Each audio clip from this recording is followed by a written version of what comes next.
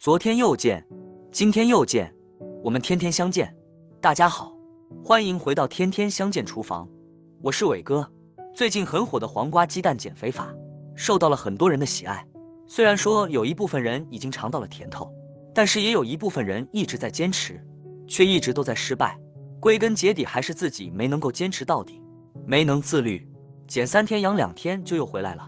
原因总是因为食材没胃口，吃2天就腻了。今天跟大家分享一款可以搭配所有减脂食材的低卡的油醋汁，这样既有了味蕾上的享受，还能够甩掉小赘肉，做一个人人都羡慕的帅哥美女。今天我们用1根黄瓜和2个鸡蛋来搭配这个低卡的油醋汁，一起看看是怎么做的吧。现在要准备的材料有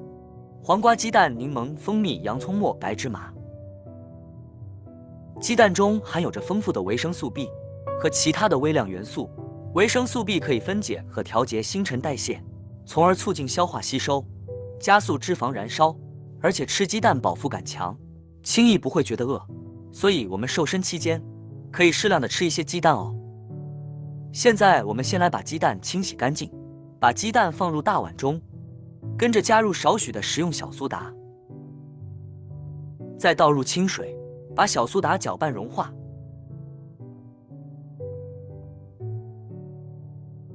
然后准备1张厨房纸巾，把鸡蛋壳擦洗干净。我们都知道，鸡蛋壳上附着着大量的大肠杆菌，如果每次都不清洗干净就烹饪食用的话，很容易就造成了肠胃道疾病，特别是对于肠胃道发育还不是很成熟的小孩子来说，所以入口的东西我们还是耐心一点，多几个步骤清洗干净的好。最后再用清水漂洗一遍，现在这个鸡蛋就非常的干净了，各个晶莹透亮，可以很放心的使用了。我们锅中加入少许的清水，大火把水烧开，等到锅底开始起密集的小泡泡，快要展开时，我们加入少许的白醋，跟着放入鸡蛋。煮鸡蛋不要冷水下锅，那样很容易把鸡蛋煮老了。大家都知道鸡蛋的蛋壳成分为碳酸钙，而白醋又是酸性的，加入白醋来煮鸡蛋就可以软化蛋壳，这样鸡蛋就不容易被煮裂。盖上盖子，中火煮6分钟就可以关火了。现在这个时间我们来处理一下黄瓜。黄瓜的热量非常的低，每100克黄瓜只有15大卡，黄瓜中含有着97%的水分，剩下的3%的成分可以抑制吃进去的东西变为脂肪，所以黄瓜对于瘦身也是有好处的。我们准备1盆清水，把黄瓜的表皮打湿，然后我们用食盐来搓洗黄瓜皮。如果是自己家种了一些黄瓜，那么我们可以不用怎么洗，都可以直接吃，因为自己家里面种的黄瓜没有一些农药，这些还是比较健康的。但是买回来的建议大家都用食盐搓洗一下，因为除了可能的农残之外，还会有着许多的细菌，所以我们还是多清洗一遍的好，可以很放心的吃。洗干净的黄瓜放在案板上，把头尾切掉，然后把黄瓜切成任意自己喜欢的形状。黄瓜中含有的丙醇二酸的物质，能有效的抑制糖类物质转化为脂肪。换句话说，减肥期间多吃黄瓜，能够预防脂肪的增多哦。黄瓜鸡蛋减肥法唯一不同于其他饮食的控制法，就是吃过之后不会有很快的饥饿感。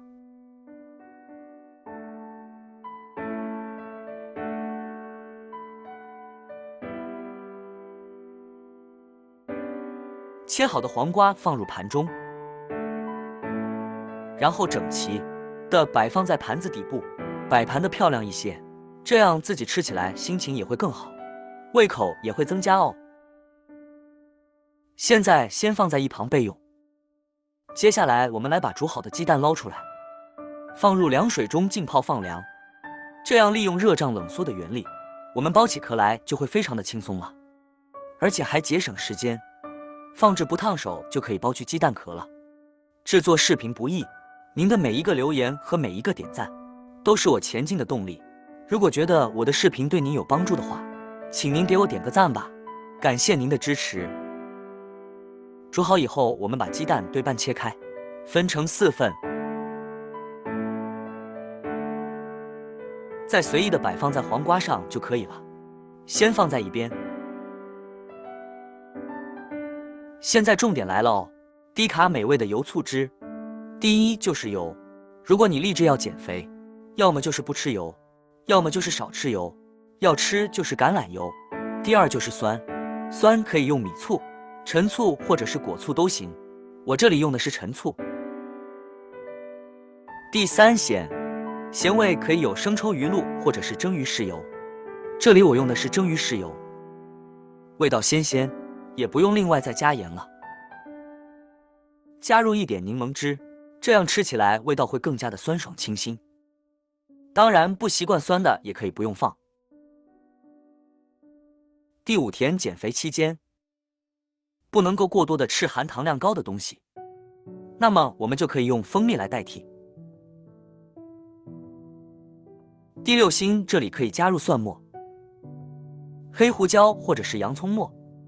这里我建议大家可以用新鲜的洋葱末来代替，其他一定会给您带来味理上的惊喜。最后加入一点炒香的白芝麻来代替香油，这样香味也有了，而且不用担心长胖的烦恼。把它搅拌均匀，这样用油、酸、甜、咸、香、辛这6种复合味道调制而成的油醋汁就调好了，把它浇入黄瓜鸡蛋上，一定会成为你痛苦减肥路上的一种享受。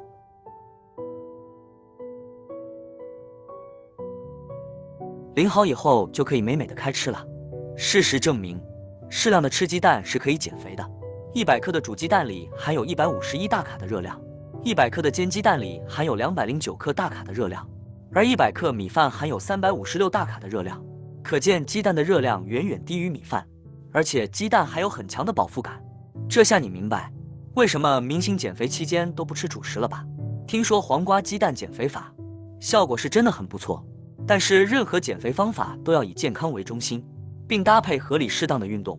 那样效果才是最好，而且最不容易反弹的哦。这个有醋汁拌出来的黄瓜鸡蛋真的是非常的好吃，口感超级棒，建议不用减肥的朋友吃腻了大鱼大肉的时候都可以来上这样的一盘，绝对是物理上的一种享受。如果你喜欢这个视频，